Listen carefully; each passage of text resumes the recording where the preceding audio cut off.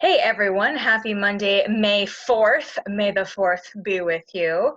Cue the amazing Star Wars intro that I would love to play but cannot because YouTube would flag this video and remove it for copyright infringement, so that's a bit of a bummer.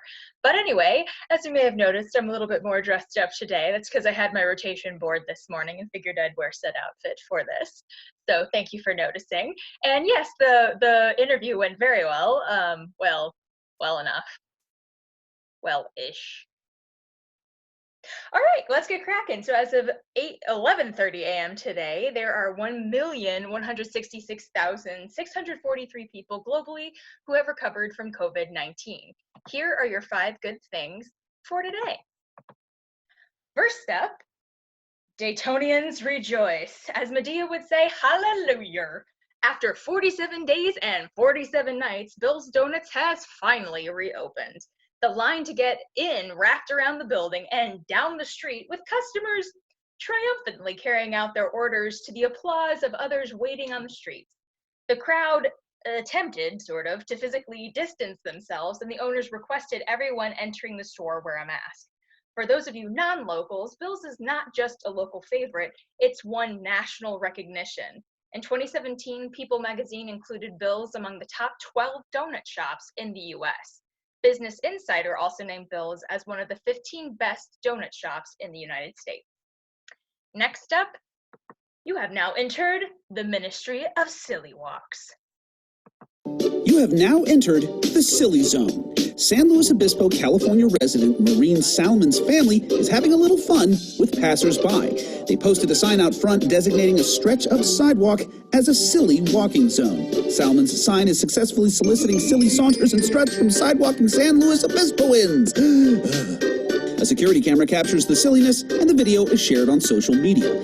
Salmon says she got the idea from a classic Monty Python skit, from which, of course, all good ideas are spawned. It's a welcome distraction at a time when, frankly, any distraction will do.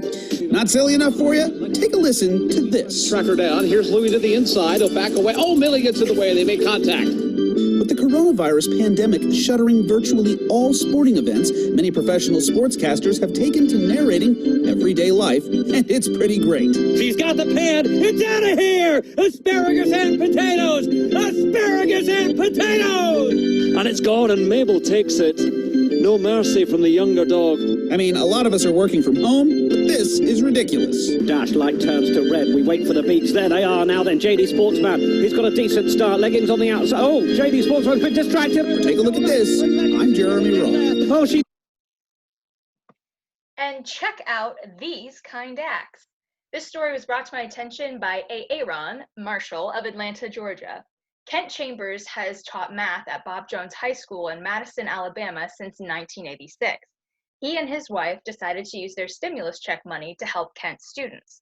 So far, he's used $600 to pay the utility bills of 3 of his students, making sure the utilities are paid for at least 2 months. He's also donating $600 to the Burn Care Center at Shriners Hospital for Children in Cincinnati, Ohio. The hospital took care of his niece who was burned in a house fire. The good news doesn't stop there either. Direct Relief, a medical aid organization, reported seeing an increase in donations even during this economically tumultuous time. Because of this, the charity has been able to deliver 1.1 million surgical masks and N95 masks and 1.5 million gloves and other PPE to healthcare workers since the beginning of January. Cleveland attorney Rebecca Maurer used her stimulus check to support the Northeast Ohio Coalition for the Homeless and University Settlement, which provides food and other help to seniors and families in the Cleveland area. And next up, dispelling stigma, bias, and helping our front line? Not a problem. 15-year-old high school freshman Valerie Zhu of Addison, Texas, has collected 12,000 masks for frontline workers at the University of Texas Southwestern Medical Center with the help of her family, friends, and community. Valerie is treated at the center in 3rd grade when she suffered from a high fever and has always remembered the doctors and nurses' kindness toward her and her family. Zhu said she was also motivated by a secondary factor. As an Asian American, she said, I want to show that Asian Americans like me are willing to stand along with health workers in fighting the coronavirus.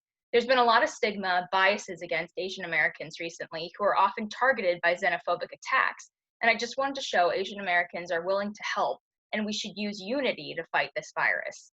Zhu has experienced some of these attacks personally, but says that no matter what, she wants to show her gratitude to those on the front lines.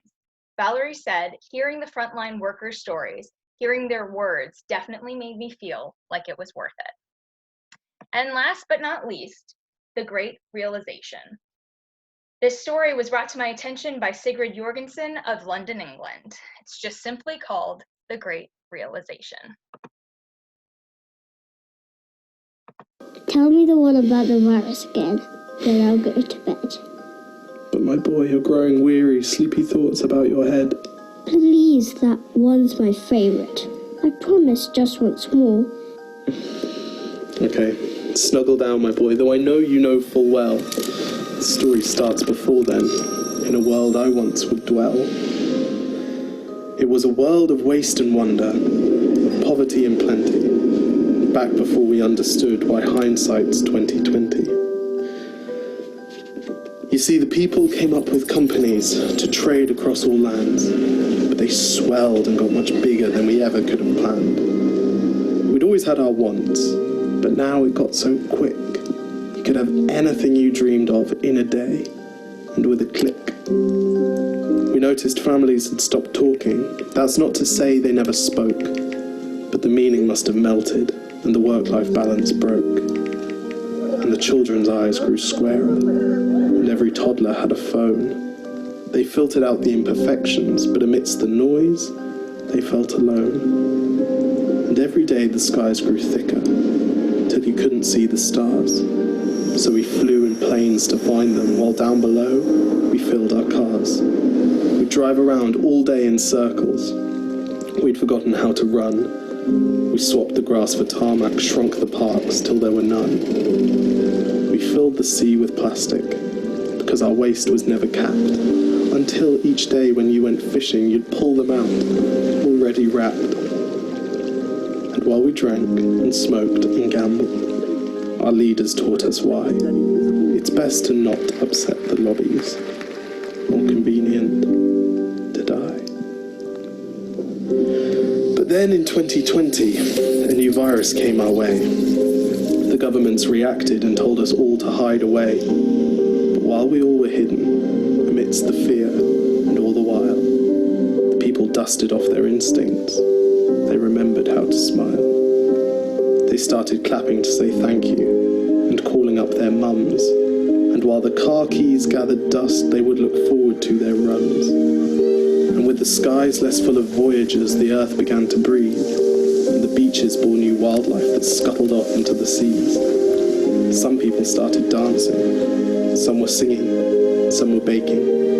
We'd grown so used to bad news, but some good news was in the making.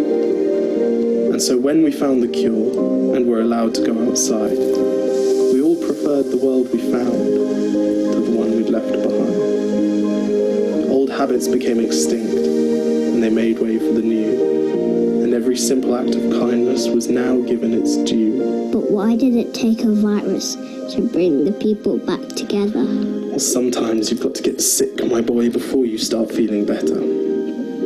Now lie down and dream of tomorrow, and all the things that we can do. And who knows, if you dream hard enough, maybe some of them will come true. We now call it the Great Realization. And yes, since then there have been many. But that's the story of how it started, and why hindsight's 2020.